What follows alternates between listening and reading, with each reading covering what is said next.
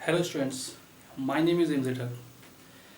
आज का हमारा टॉपिक है 1.3 एक्सरसाइज 1.3।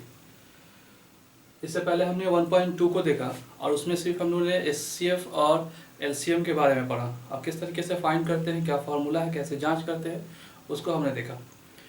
आज हमारा है 1.3 में क्लास 10 के लिए कि सिद्ध कीजिए कि √5 एक अपरिमेय संख्या है। हम सबको मालूम है कि √5 एक अपरिमेय संख्या है, ठीक है। मगर यहाँ पे थोड़ा सा कुछ कथन के साथ हम लोग इसको सिद्ध करना चाहते हैं कि हाँ रियली में ये क्या है, ये अपरिमेय संख्या है, ठीक। तो हम लोग सबसे पहले क्या कर लेंगे कि हम लिख लेते हैं, यदि संभव हो तो माना कि √5 एक परिमेय संख्या है, ठीक है। तो हमने क्या कह दिया कि चलिए अगर संभव है तो आप मान लीजिए कि √5 एक परिमेय संख्या है, ठीक है। ये कह सकते हैं कि √5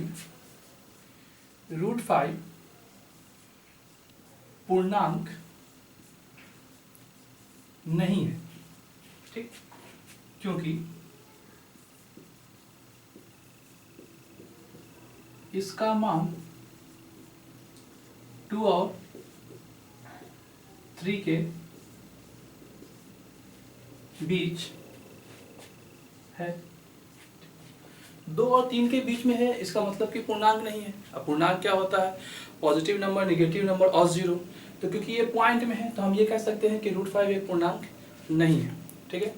तो हम लोग क्या कहते हैं, और क्योंकि हमने इसको परिमेय संख्या माना है तो हम लोग क्या कर सकते हैं कि माना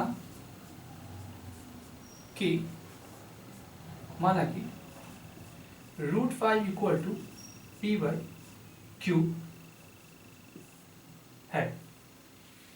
अगर हमने ये कहा कि ये एक परिमेय संख्या है तो हम कह सकते हैं कि हाँ √5 P/Q के इक्वल होगा, जहां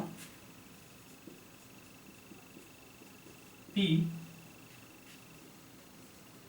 और Q एक धन पूर्णांक है। तो P और Q क्या हो गया? धन पूर्णांक है, जिसमें 1 के अतिरिक्त कोई उभयनिष्ठ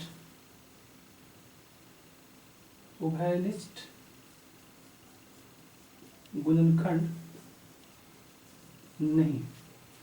और अगर P/Q के रूप में होगा तो P और Q एक धन पूर्णांक है और जिसमें 1 के अतिरिक्त कोई उभयनिष्ठ गुणनखंड नहीं है। यानी कोई भी गुणनखंड 1 के अतिरिक्त कहने का मतलब कि गुणनखंड जब भी इसका आएगा तो सिर्फ 1 ही बनाएगा, उसके अलावा कोई नहीं आएगा, ठीक है। तो हम इसको ऐसे लिख सकते हैं 5 इक्वल टू P²/Q² या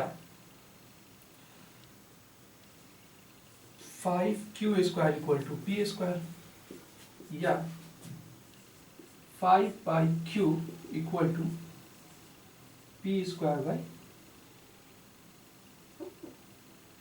Q इक्वल टू P। इस तरीके से हम लोग इसको रिप्रेजेंट कर सकते हैं, ठीक है।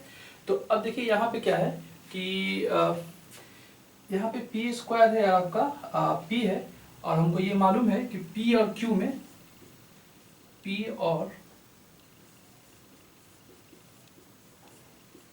में कोई उभयनिष्ठ गुणनखंड नहीं है, अतः P²/Q एक भिन्न है, ठीक। हमने क्या कह दिया कि ये वाला जो पार्ट है ये हमारा भिन्न है, ठीक है।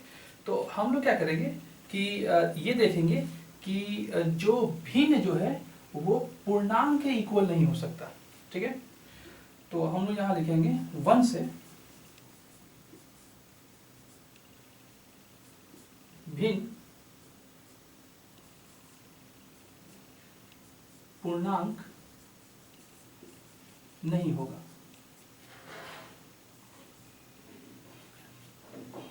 अतः यह असंभव है।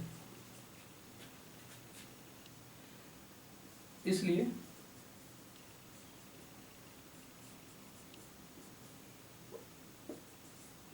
हमारी मान्यता गलत है।